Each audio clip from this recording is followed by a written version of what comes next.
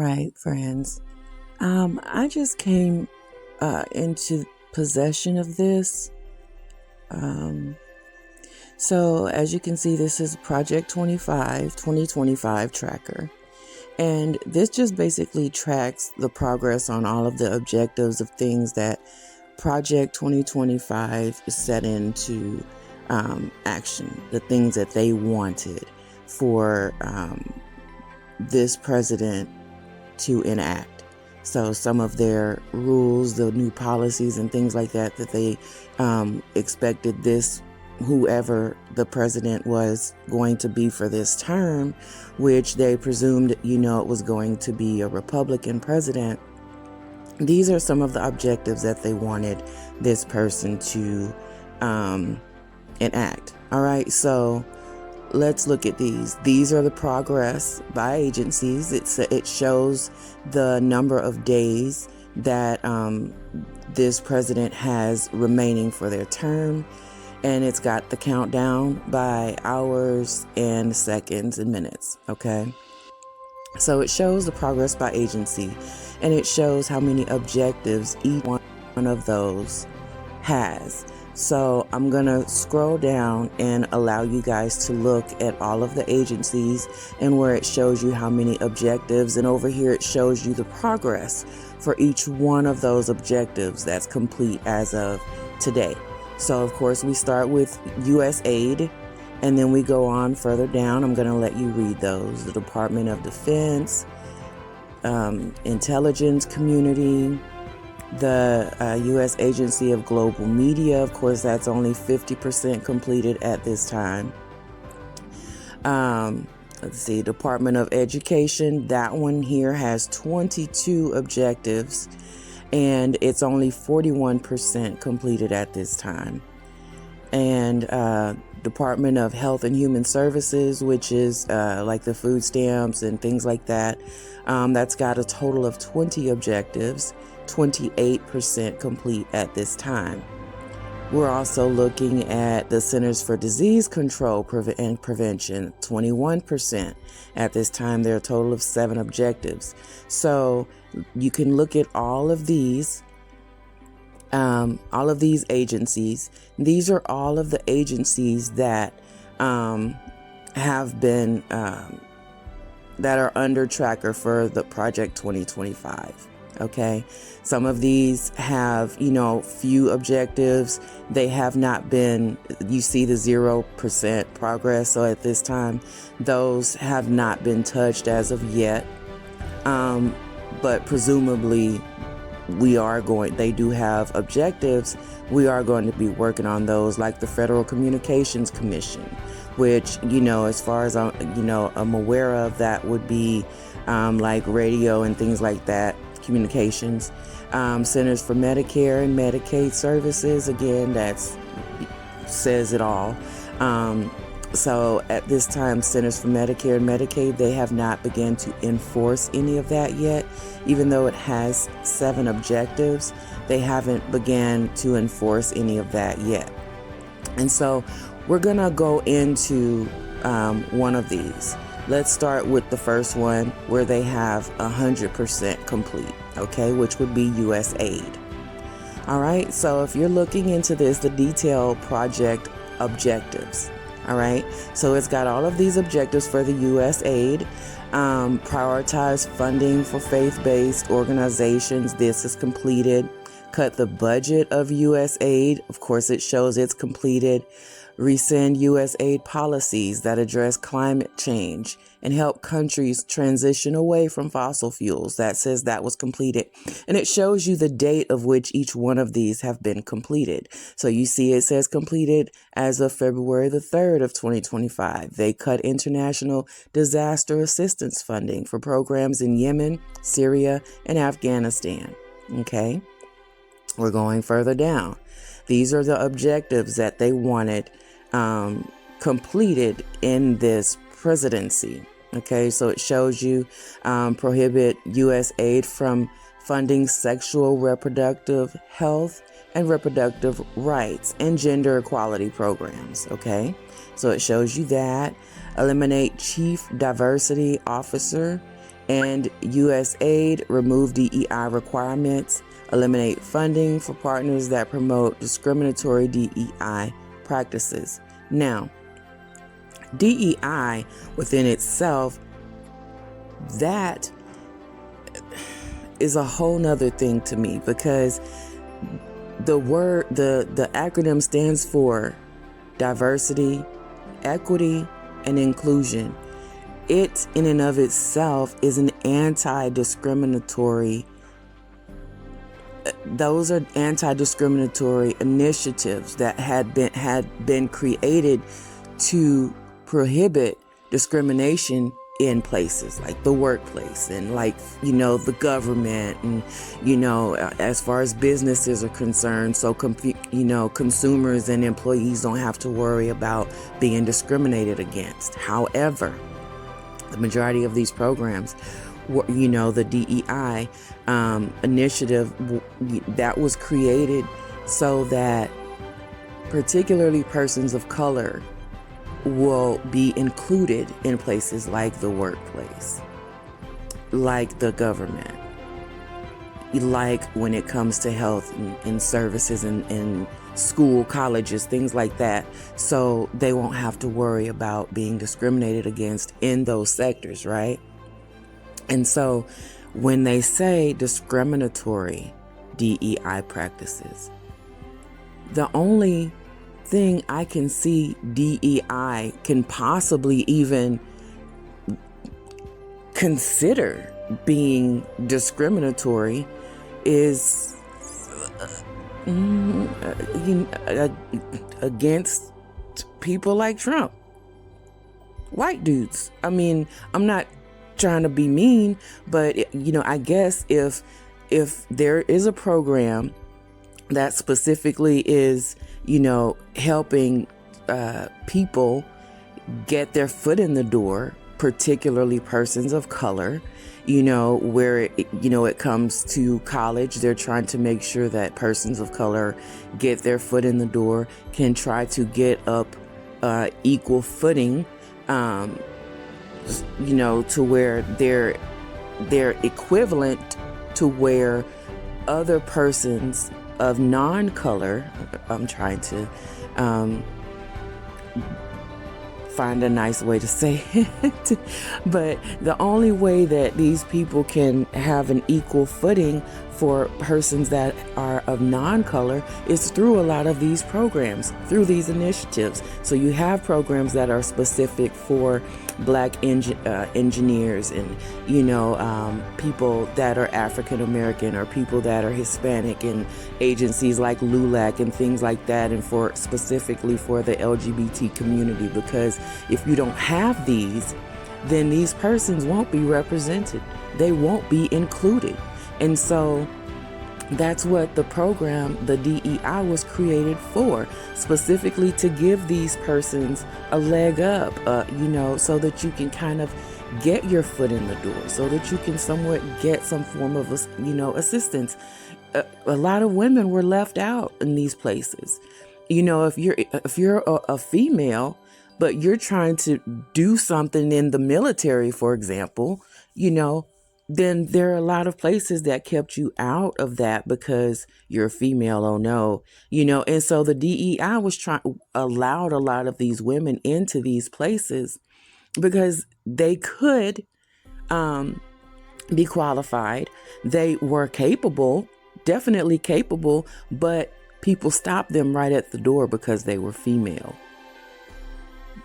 It doesn't matter that they were Caucasian, they were female. So I'm using them as an example because for the most part, a lot of them benefited from this the most. So because as soon as they walked in the door, they were female, they got stopped at the door.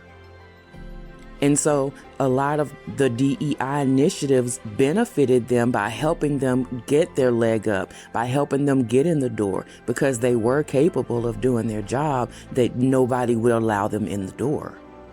And so when you say that you're trying to keep from promoting discriminatory DEI practices, that's kind of like an oxymoron statement, if you ask me, because DEI in and of itself is anti-discriminatory. So the only thing I can think of is DEI being considered discriminatory in any way is by persons like Trump. Caucasian men feeling like, okay, these programs are discriminating against us because, we're black men, we're white men, and it's not allowing for us. It specifically says, persons of color. It's discriminatory against Caucasian men. Caucasian men have always been included. They've never had a need for any form of program or initiative to get them in the door. They've never needed that. And so naturally there's been no program or initiative specifically for Caucasian men because they've always been in there. They've always had an in.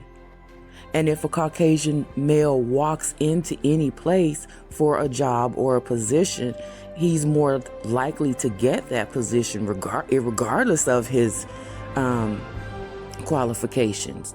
Just the fact that he's walking in as a Caucasian male has already given him a leg up. He doesn't need any initiatives or programs specifically geared towards him because he already has the leg up by birthright. And so for them to say DEI is discriminatory, well, I guess naturally they consider it that. But all that they're going through to get rid of any DEI initiatives kind of causes me to think, and I'm really trying to buffer my words here a little bit, but it causes me to think they're doing everything they can to put more of a gap between themselves and everyone that's not them. So you have the Caucasian people that are already in there, that the 0.01%, you already have them, and they want to be able to keep themselves separated from everyone else because they're more wealthy, they're more elite, and they want to make sure that nobody else is catching up to them. Nobody else can reach them. Nobody else that's not up to their caliber will be in their workplaces, will be in their neighborhoods, will be shopping with them in the grocery stores, which are in their neighborhoods. They don't want to see us. They want only other persons that are of their caliber to be included, to be around them. They don't want to see people that are not like them. So they don't want to see the LGBTQ. They don't want to see persons of color. They don't want to see single, unattached white women. No. The only women, Caucasian women that they want are women that they give power to through marriage. And if they don't want you, then you don't need to be with them either. I.e., lesbian women. Again, LGBTQ. LGBTQIA+. I believe it is now. They don't want to see, interact, have to deal with you. They don't want you. They don't want us to have a leg up. They don't want us to have a foot in any of their doors. So they're making sure that they get rid of any and all DEI programs, any and all, to make sure that there is a sizable gap between themselves and us regular people. And I feel some ways about that.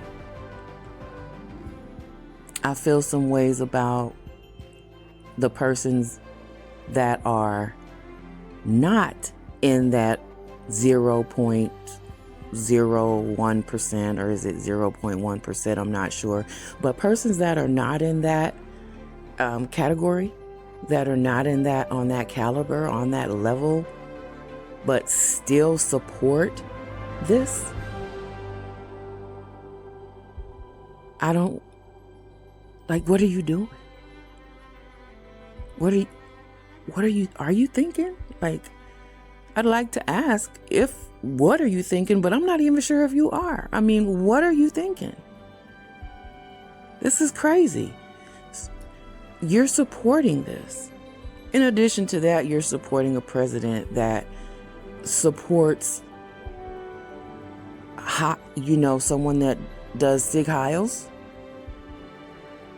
You're supporting someone that is a bully of nations, of other countries, wields their power. Okay, you have power. Wield it, but this is not how it should be done. Not through dictatorship. Not through terror and trembling. This isn't who we are. And this isn't how I would think we want to be represented. There are other countries that are fearful for us. They're worried about us as a people because they understand that we don't sign up or agree with how we're being represented at the present time. As a whole, generally speaking, we don't agree with this. There are more of us that need these programs than not. So what's going to happen when we start getting rid of people of these programs? For example, let's go back to, can I go back? Let's go back. All right. So this is USAID, right?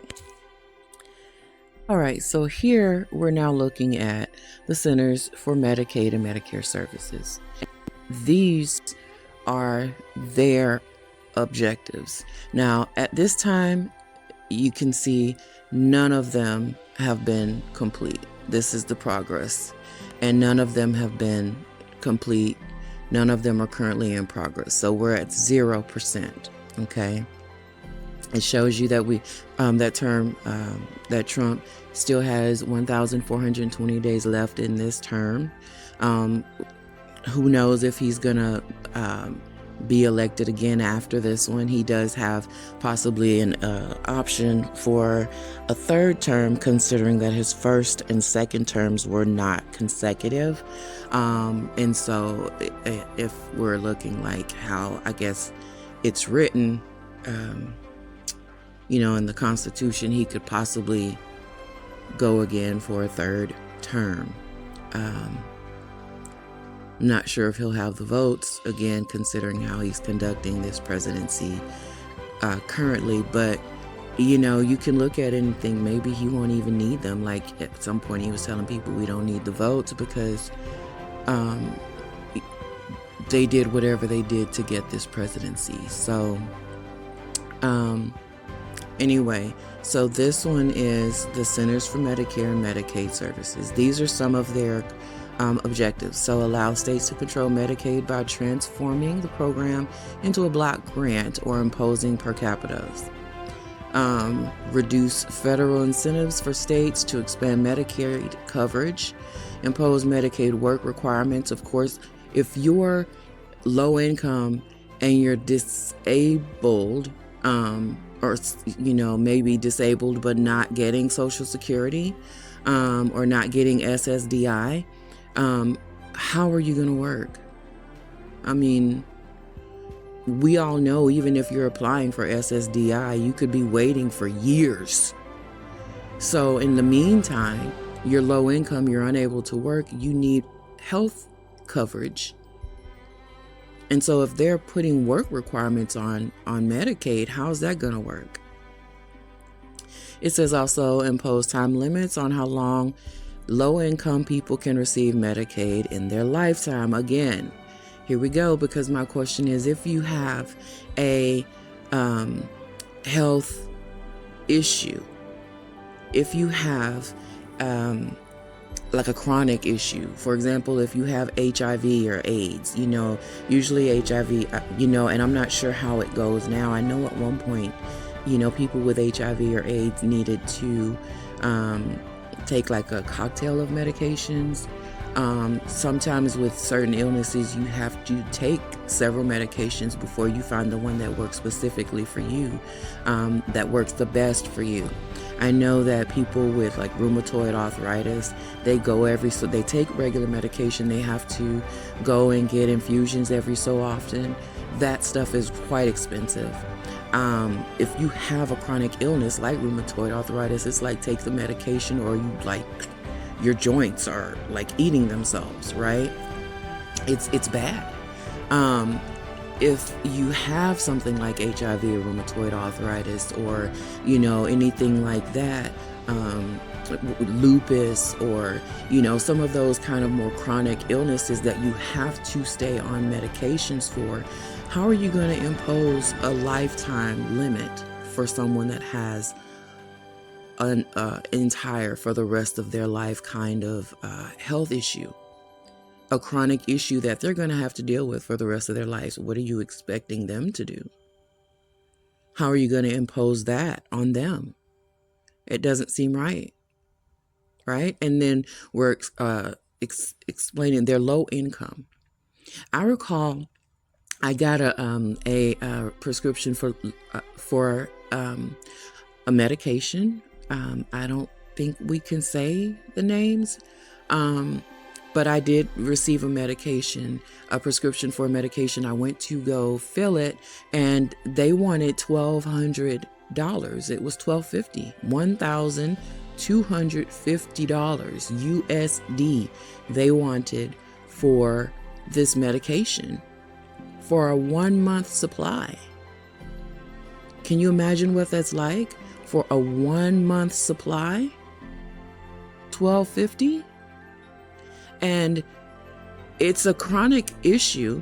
And so basically it's like, take the medication and pay the $1,250, or you suffer without it.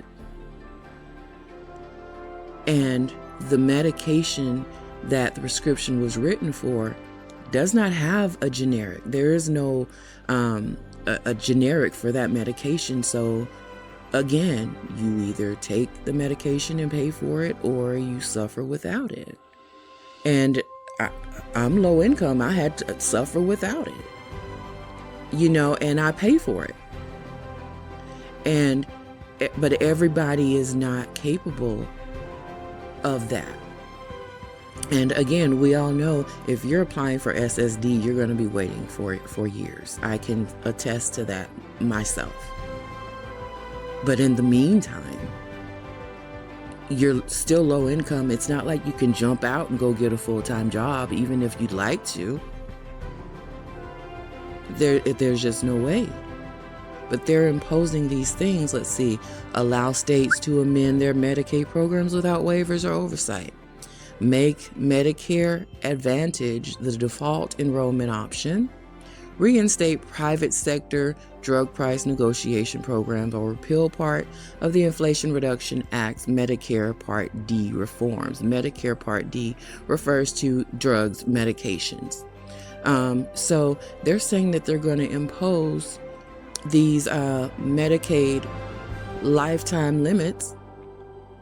You're going to impose Medicaid work requirements Those two things can be complicated right there for low-income persons that need the medical coverage, but are unable to receive it in any other way because of inabilities to work and not getting the SSDI. So you're in the middle right there, and they're imposing work requirements and lifetime limitations. I don't fully understand what they were thinking when they created some of this stuff, but it's crazy. It's just crazy. So you have all of the agencies, and they have all of these objectives, and of course you can look and see all of these agencies that they have objectives for. Of course, some of them, they're very few, like this one, Corporation for Public Broadcasting, has only got one objective. But you have other ones like the Environmental Protection Agency, they've got 13 objectives. Department of Energy, 19. Department of Education, 22. And at this time, they've completed only 41% of that. Let's look at these. All right, so at this point, again, they've only completed 41% of that. It's in progress 4. So currently they've completed 7 of them. 4 of them are in the progress, and there are a total of 22. Let's see. Rescind Biden era title. Oh, Lord. Rules that strengthened the prosecution of sexual assault and discrimination claims. Oh, Lord. So you want to rescind rules that strengthen the prosecution of these claims?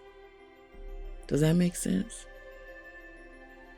How does that make? Is it only because it's Biden era? Because I'm thinking, if I'm an SA victim, I want claims. I want prosecution. I want people prosecuted. I want justice. I strengthen it, please. Can I be there when we're, I want to be there every step of the way. I want them prosecuted to the fullest extent of the law. But you're saying that you want to rescind those rules. Let's see. We want to ban critical race theory and gender identity from public school curriculum. All right. Ban critical race theory in schools that receive federal funding. Expand school choice, i.e. public funding for private schools. What? But I bet you Trump's kids would still go, right, to private schools. The wealthy kids would still be able to go to private schools, right? Rescind Biden-era guidance that added a non-binary option in civil rights data collected from schools. Interesting. And it says achieved by issuing an executive order declaring it's federal policy that there are only 2 genders, male and female. It says this one was completed as of January the 20th of 2025. Issue rules and guidance that sex is properly understood as a fixed biological fact. Again, so this is against the trans community, okay? A lot of this. Abandon the redefinition of sex to sexual orientation and gender identity. So that was completed also as of January the 20th. Cease investigating Title VI disparate impact cases.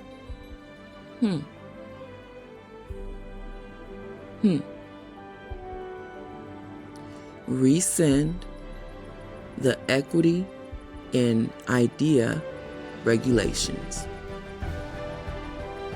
So we're rescinding that. Rescind the equity and IDEA regulations. Of course, that hasn't been started yet, and the cease investigations has not been started yet. But it looks like these are the ones that have been completed as of January. There are 4 currently in progress. So at time, we've only done 41%. So they're checking all of this stuff off. And again, I want to remind you how during Trump's administration, when he was on the campaign trail, he separated himself from Project 2025. He insisted that he had no dealings with that. At one point, he said he didn't even know what it was. No idea. So if he has no idea what Project 2025 was, why are we checking things off of this list? We are going down this list to the letter. He is on time. He's on target with these projections. He's on target. And it's upsetting because people believed him. People believed the words that came out of his face. And people voted for this man. I didn't. So my conscience is clear when it comes to that. But there are people that did vote for him, that believed him, that trusted in him.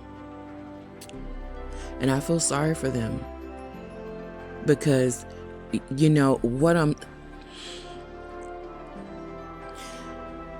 people like Trump are not going to have to worry about public schooling. They're not going to have to worry about money for private schooling. They're going to put their kids in the best of best schools, the creme de la creme of all schools. They're going to, send them to these elite private schools so they can get the best education, teach them multiple languages, and they're not going to be going to school with the rest of us. Right?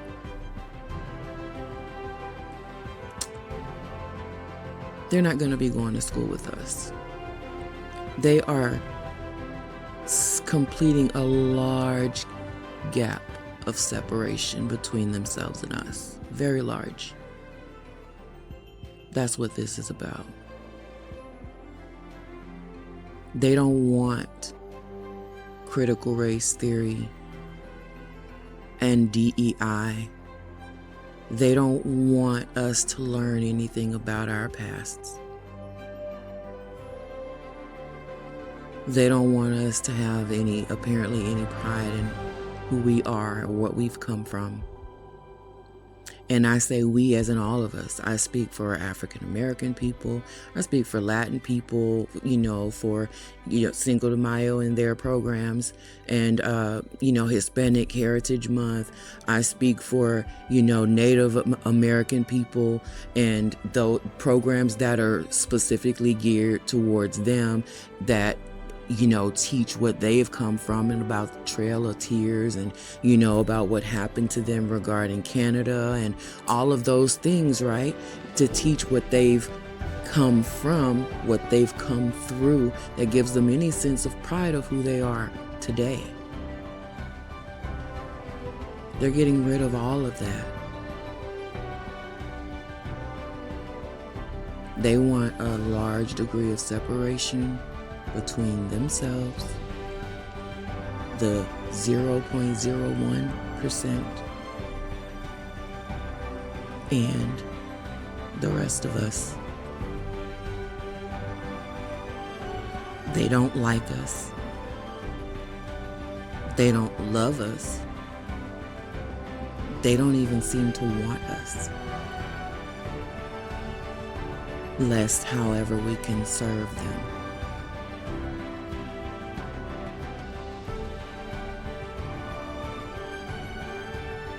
I am very disappointed at this time in history. Very disappointed with how we conducted that meeting with Zelensky yesterday. I'm very disappointed. I'm just generally disappointed. I'm embarrassed. It's sad. And Trump can say whatever he wants to,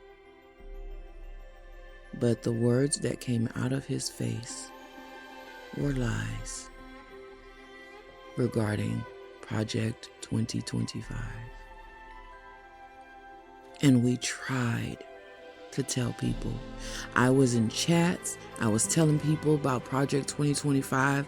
I would get shut down. People would say mean things to me in all kinds of chats. When they were on and when it was getting close to time to vote, and I was steady saying, look into 2025, blah, blah, blah. And here he's saying he has nothing to do with Project 2025. He doesn't even know what that is. And now he's going down a freaking checklist on projected he's got the targets. He's marking them off, going straight down. He's on target to completing these by the end of his term.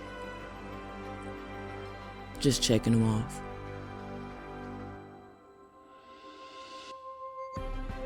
He looks people in his face, right in their face,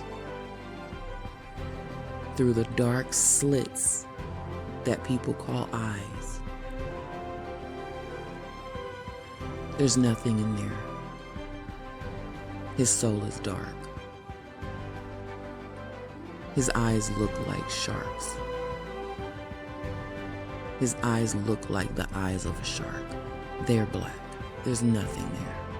But he looks at you with those eyes and lies.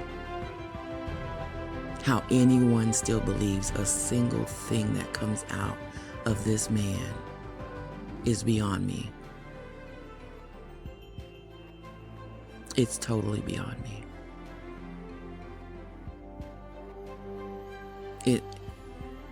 I don't understand it. And I think for me, I'm disappointed not because I wanted to vote for him, not because I did vote for him. I'm disappointed because I don't like liars. I can't stand liars. And this man does it with such ease and eloquence. And people lap it up.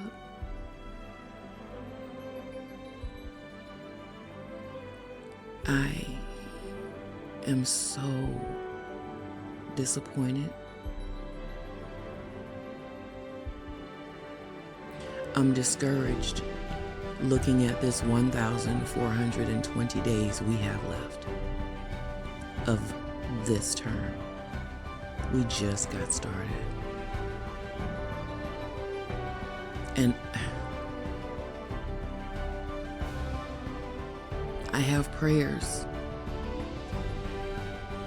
I can't say that I have much hope. And that's daunting.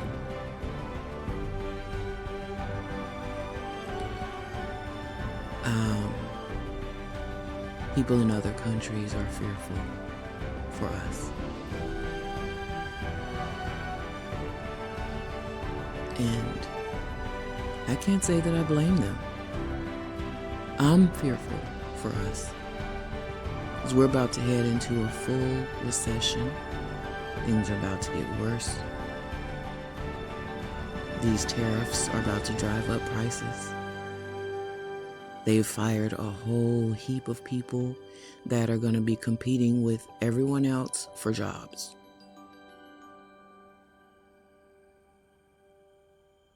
I'm not even sure they're going to be getting unemployment. Where's that money coming from? So if they're getting UIB, then, I don't even know how long they're going to be getting unemployment benefits.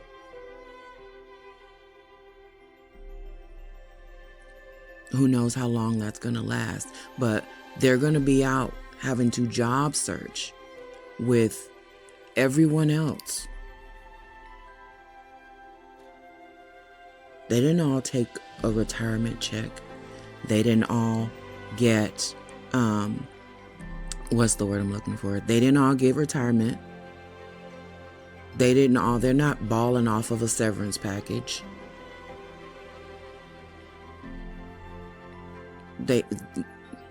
They were let go, fired. And there was small writing on the bottom of that little thing for some of them that said once you're fired, you can no longer work in the federal government again. Yeah. Mm-hmm. They're out here looking for work. So the rest of us less qualified candidates are going to be looking extra hard now because we're in competition with them. Yeah.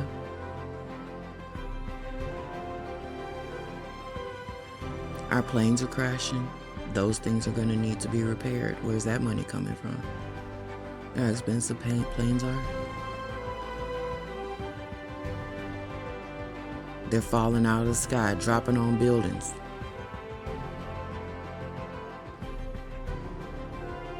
All of these people that were let go, the people that remain are having to work extra hard.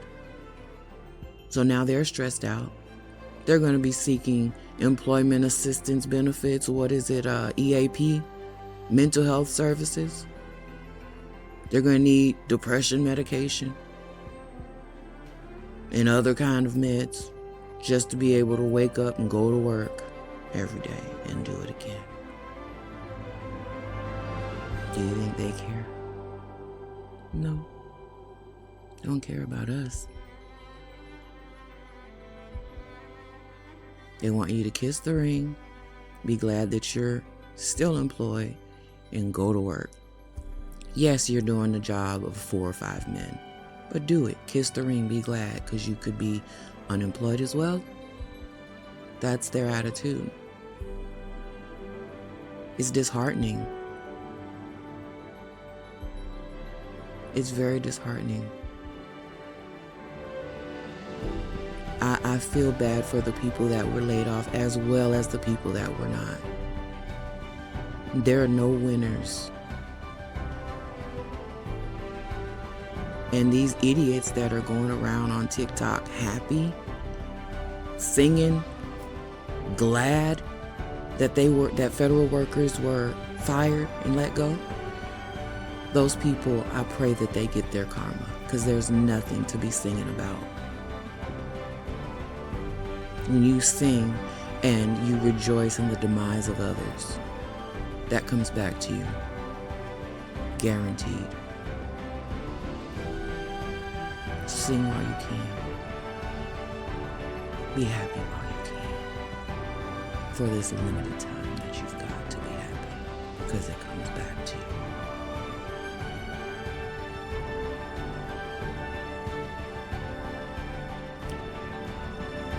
I don't know what we've become,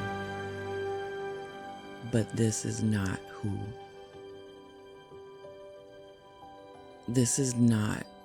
who I've known of us to be. He is not who I want representing me.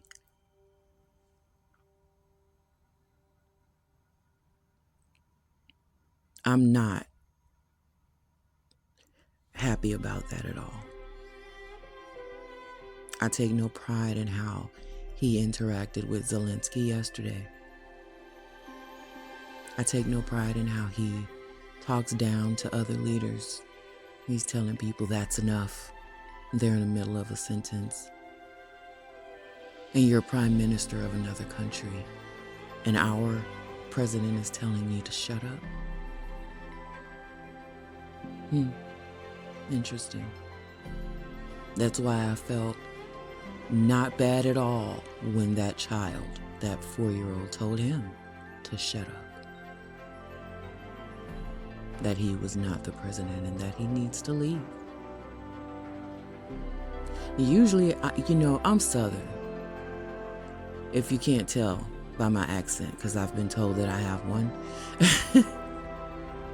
So I'm Southern, right?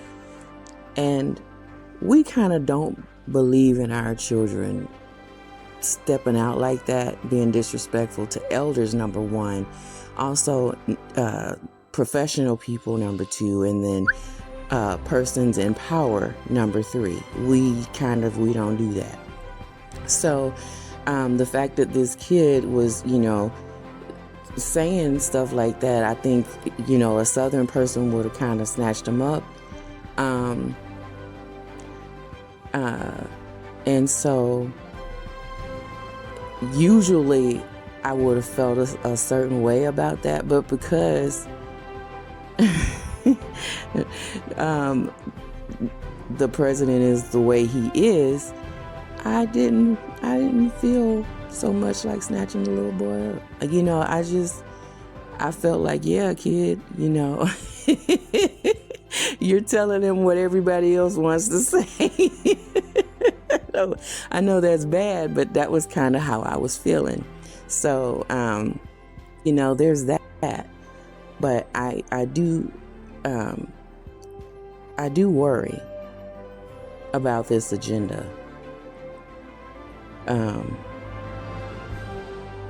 I do worry about it. So many things.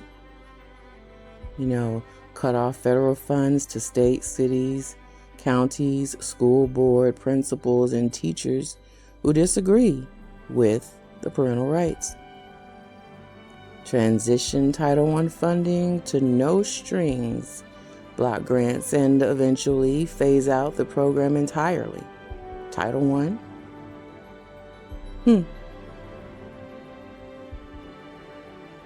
Wow.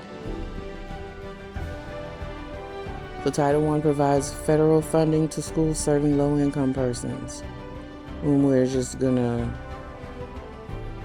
get rid of all of that together. They don't want low-income persons served at all. They just want to cut all low-income persons off completely.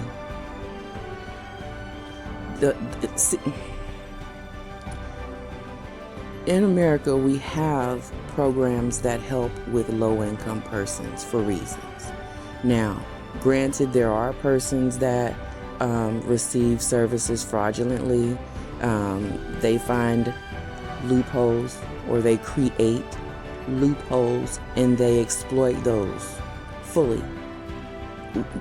I would think most of us are aware of someone that may be doing things not so much on the up and up. Okay, so most of us are aware of that, and that is okay. I mean, I'm not saying that's okay. I'm not saying that it's okay to be doing stuff fraudulently, because it's not. But what I am saying is, it's okay to bump those people off of the program if they're getting benefits that they should not be getting. For example, if you're getting thousands, tens of thousands of dollars per month from TikTok, but you're also on Section 8, you're also getting food stamps, several hundreds of food stamps, close to $1,000 of food stamps per month. And you're also getting cash assistance per month. And you're also filing income taxes with no income, because of course that's contract work. You're not filing that on your income taxes. And then you're, quite possibly receiving disability as well. You're getting a disability check. And again, you're not filing the TikTok money or YouTube money that you're getting on your income taxes. So you're fraudulently receiving all of these services. Using that as a loose example. So in cases like that, that person, and as well did I mention getting Section 8? Yeah. Getting Section 8 when a lot of other people that are needing Section 8 can't even get on the waiting list. Yeah. Situations like that, that person would need to be booted off of the system because they're using it fraudulently. They're receiving benefits that they should not be receiving. That person can quite possibly pay for their own food, can quite possibly pay for, their own rent. Maybe they can get Medicaid because medical services are, Jesus Christ, they are so freaking expensive. Any medical services or benefits or medical medication, things like that, it's, crazy. So maybe they can still qualify for Medicaid, but as far as TANF, they don't qualify. As far as food stamps, they don't qualify, not legitimately. As far as Section 8, they don't qualify. They need to be off of those programs so people that actually do qualify and actually do need the services can get them. So in situations like that, I understand, there are people that fraudulently receive these services. In addition to that, they get free breakfast and lunch from public school for their kids. And whatever other benefits that, that are out there. Christmas gifts for low-income persons, for their kids, when they can quite possibly afford buying their own kids gifts. Because, of course, there are programs and things like that out there for low-income people. There are a lot of different little things that low-income people get that persons that are not necessarily low income go and they snatch those services up. So when someone that is actually low income that does actually need those legitimately, those services, those benefits, those resources are no longer available for them. And so in situations like that, I understand those people do kind of need to be booted off, but for the most part, I don't understand why they're going so hard against people with low income. We have people in this country that are, in fact, low income. And they work, full-time work, and still can't make it, which was why these benefits were created in the first place, was to help persons like that. You're working, the only job you can get is at McDonald's. You're working at McDonald's making $7.25 an hour, and you're having to support yourself and a kid or two. Maybe if you have a man, he may not work, maybe he can't work for whatever the reason. So you're having to, on your own back, support an entire household off of McDonald's $7.25 an hour. It's not going to work. You can work 80 hours a week. Not that McDonald's ever gives anybody that many hours. Even their managers are capped. And so you can work 80 hours a week at McDonald's and still not make enough to be fully self-sufficient.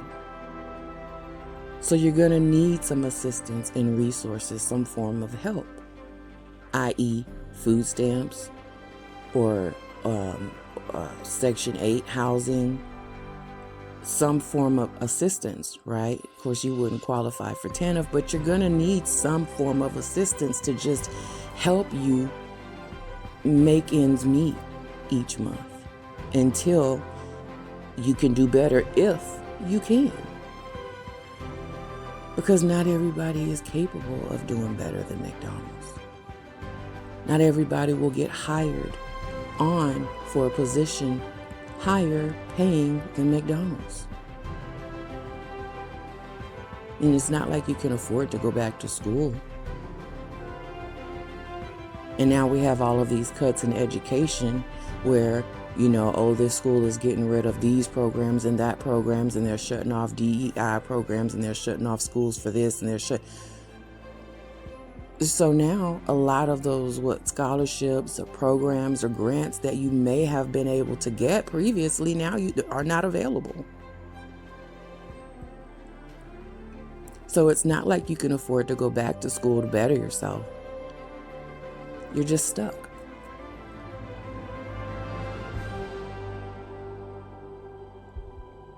And I don't think they give a damn. I don't think Trump or Musk or Vance or any of them, I don't think they give a damn, because they're fine. They're sitting pretty. But they're ensuring that there is a sizable gap between themselves and everyone else. They don't want to see us in their households, in their neighborhoods. They don't want to see us in their grocery stores. Our kids aren't going to school with us. They're making sure that that gap stays nice and wide.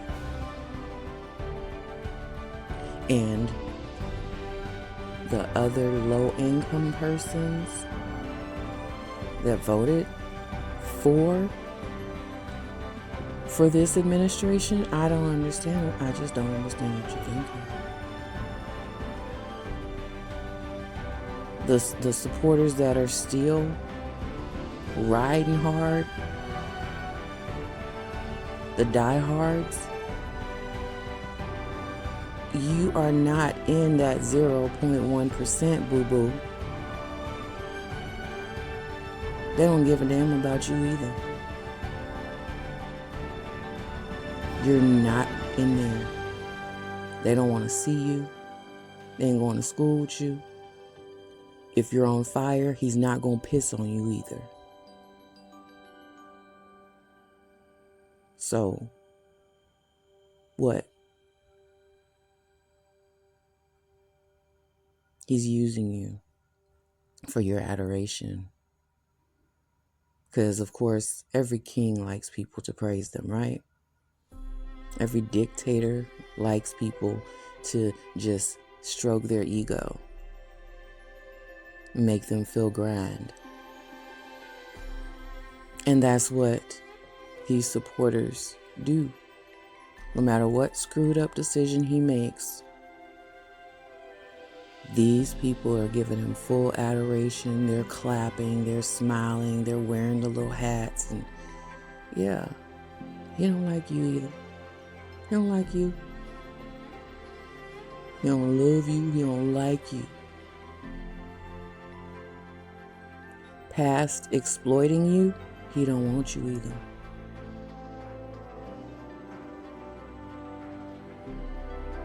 And you're not getting any of their money, so you can sit up there and praise the king and all his wealth all you want to, but you're not getting any of it. It's not doing anything for you. It's not putting any food on your table. It's actually taking food off. So there's that.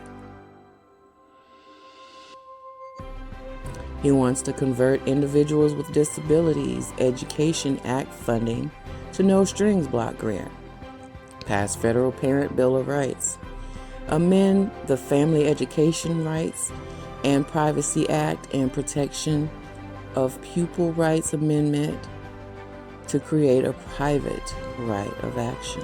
allow states to opt out of federal programs and instead use the funding for any lawful education purpose. Eliminate the PLUS loan program.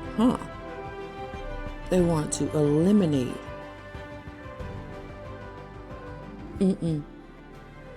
Not put limitations on it. They want to get rid of it altogether. Eliminate the Gear Up program, which provides low-income, middle, and high school students with academic assistance. They didn't say restrict. They said eliminate altogether for middle and high school students. The ones that are actually going to be going into the workforce. Yeah. Getting rid of it altogether. Rescind the National Education Association's congressional charter. Break up the Department of Education. It says this one is in progress. Why was the DOE created? Do they think about stuff before they just go breaking up programs? Before they just go breaking up organizations and companies and federal funds and things like that? Do they think about why it was created in the first place? No, they just go rescinding and eliminating things. Oh, let's rescind it. Let's eliminate it. Let's get rid of it. Let's break it up altogether. Without even thinking about the fact that it was created for a purpose. There was a need, and so that program, those funds, that organization, that agency was created to meet a need. Nobody just created these organizations, said, we don't have nothing else to do. Let's just create an organization. Let's just create an agency. Yeah, federal, nothing else to do. It's Wednesday, hump day. I don't have nothing else to do. I might as well be humping. Let's create an agency. Yeah, and let's call it the Department of Education. Yeah, I don't know. I'm just thinking about school. Dropped my daughter off this morning. She went to a school. Let's create a department. Let's call it the Department of Education. I don't know, just create it. We'll figure out what the hell they're going to do after we create. Let's just, we'll make something for them to do. Let's just do that. Yeah. I don't think anybody just creates agencies and departments like this out of no reason. There's a need. And these agencies were created to meet that need. And here they are just breaking everything up. Eliminating chapters, eliminating programs, eliminating funds, eliminating all kinds of policies and initiatives because it doesn't serve any of their purposes, right?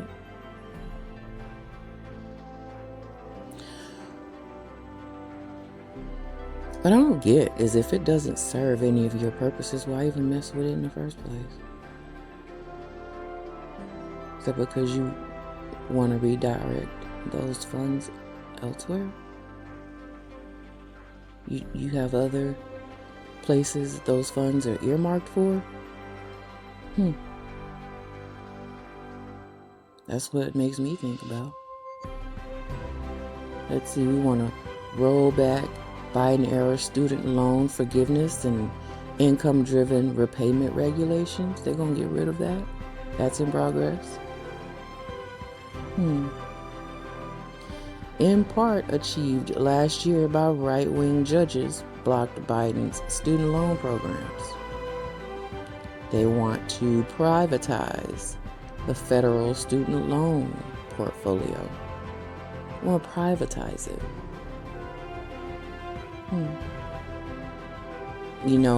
Things that are privatized, they get more heavily regulated, and people can decide who and who not. And you don't really have any, there's not really a whole lot of recourse for those judgments that they make in privatized sectors. They want to cap the indirect cost rate paid to universities. That is also in progress. Yeah, that's what we're looking at. So they haven't privatized the federal student loan portfolio. That hasn't been started, but a lot of these are in progress. Several of these others have not been started. And let's see. And some of these have already been completed as of last month. They're checking these off. The hell if Trump said he didn't know. He didn't know what Project 2025 was. He had no idea. He wasn't a part of it. He nicely separated himself from Project 2025. And now we see that there's a clear checklist that he's working down. He's going down the checklist. Clearly, there's an agenda. Anybody that clearly believed that if they believed him when he said he had no idea what this was, that he was not with this program. And you see all of these programs, these agencies, these organizations, these departments that he's getting rid of, that he's breaking up. These programs, these initiatives that he's getting rid of, that they're eliminating, that many of us need. These programs that a lot of students need. Historically Black colleges and universities were created because we couldn't get our foot in with other universities. And even in that, historically Black colleges and universities still don't have the same amount of resources that the bigger non-historically Black colleges and universities have. I went to a small university,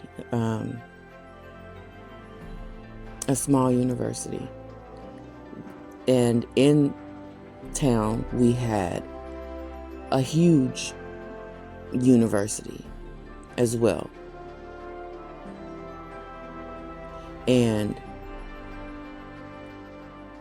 my small, historically Black college, university, my HBCU that I went to, had significantly less resources than the larger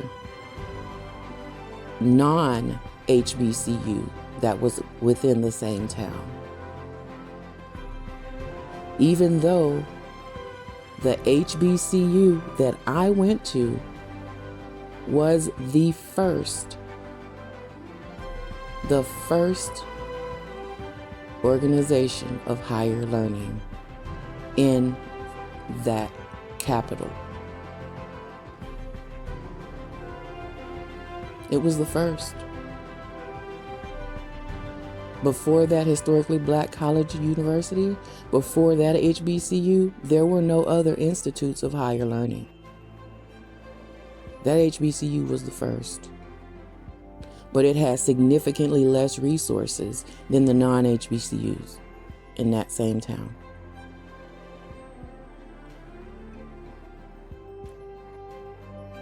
And that's how it goes with HBCUs.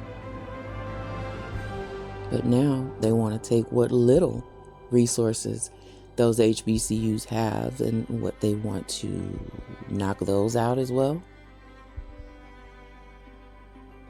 Eliminate them. break them up, stop funding to them because they're discriminatory DEI practices.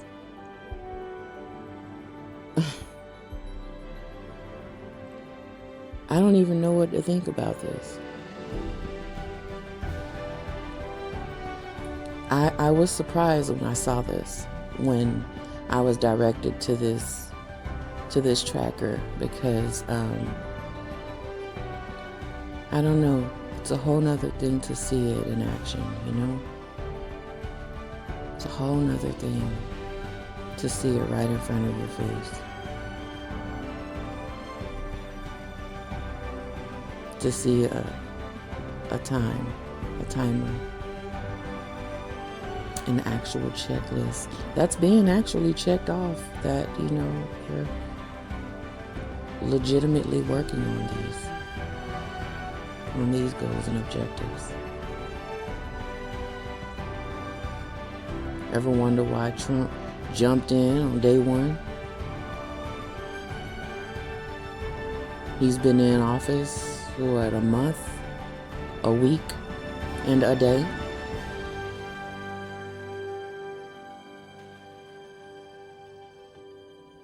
And he jumped right in. Dictatorship, day one. Ever wonder why he jumped in so quickly? Why he's so quick to do stuff this time around? There are things that he has, many of these things he never even mentioned was, you know, a concept or a thought in his first term. And now here we are. Here we are. And he jumped right in, both feet. Let's get rid of this. Let's break that up. Let's stop doing this. Let's stop doing that. No DEI. No, we don't want to do this. We don't want to do. Really? How does that impact you, sir?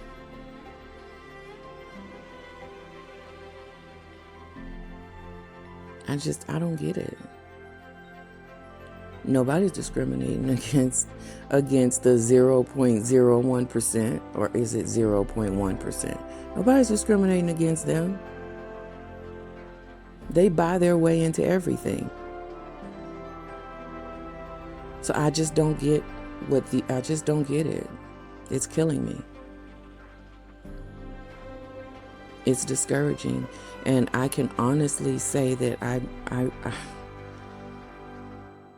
don't want to be here anymore. It's kind of scary. It's really scary, because where I see us going is nowhere good. And I don't want to be here for it.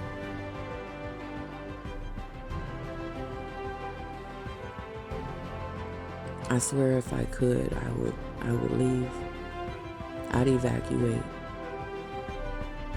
Because I don't want to be here for any of this.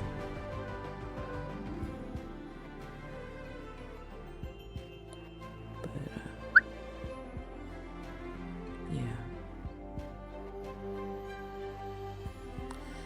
Anyway, guys, I just wanted to show you this. You can go to www.project2025.observer. You see the thing on top. You can go there, and yeah, here you go. Project 2025, the checklist. And you can watch them check off their objectives on the agenda.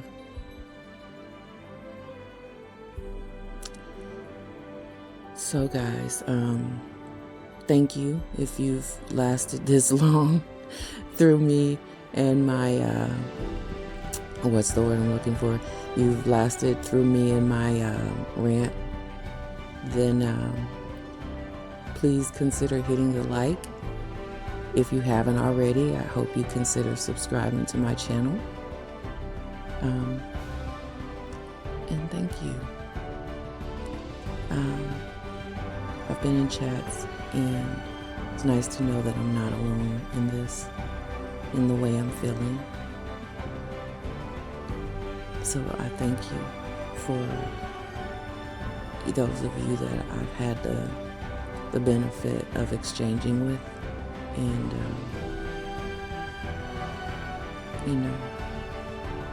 letting me know that I'm not alone in how I'm feeling. Thank you guys. I love you guys. Y'all have a good one.